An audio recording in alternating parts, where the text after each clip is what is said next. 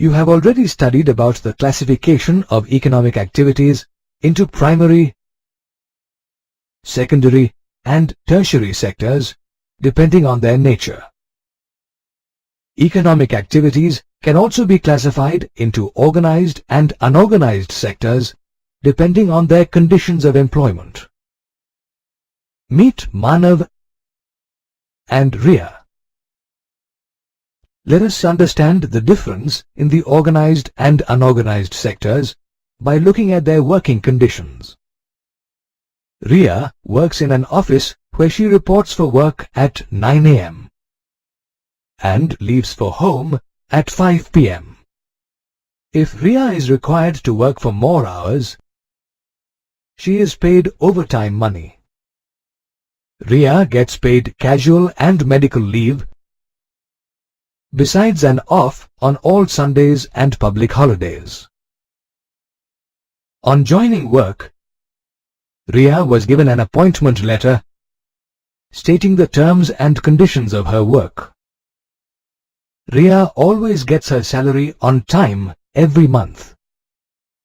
Riya is entitled to all the allowances as per government rules, like Provident Fund, medical allowance, travel allowance, etc.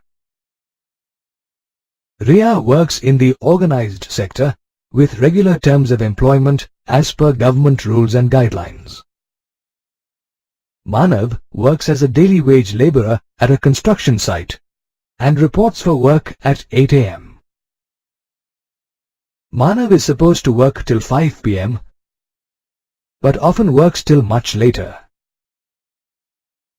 He gets no overtime for the extra hours of work. Manav does not get paid leave even in sickness and works on all days, including public holidays. Manav was not given any letter of appointment and can be removed from work any day. Manav is not entitled to any allowances or benefits other than his salary, which itself is also often not paid on time. Manav works in the unorganized sector, where government rules and guidelines for employment are not followed. Here is a comparison between the working conditions in the organized and unorganized sectors. When the organized sector offers better employment conditions, why do people work in the unorganized sector? Let's find out. The organized sector offers fewer employment opportunities than the unorganized sector. Some companies from the organized sector operate in the unorganized sector to save taxes and to avoid giving the employees their due benefits. Since the 1990s, a lot of people employed in the organized sector have lost their jobs and or forced to take up employment in the unorganized sector. Let us now look at the groups of people who need protection in the unorganized sector.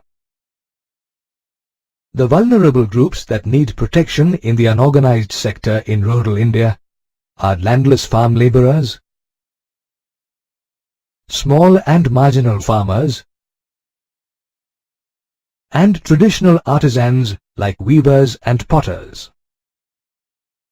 Workers in the rural unorganized sector can be supported by the timely delivery of seeds and other agricultural inputs, affordable loans, and expansion of storage and marketing facilities for crops.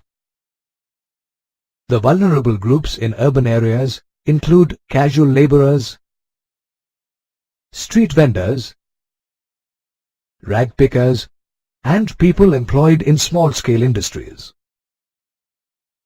Workers in the unorganized sector in urban areas can be supported by government assistance to small-scale industries and by finding ways to protect the large number of casual workers.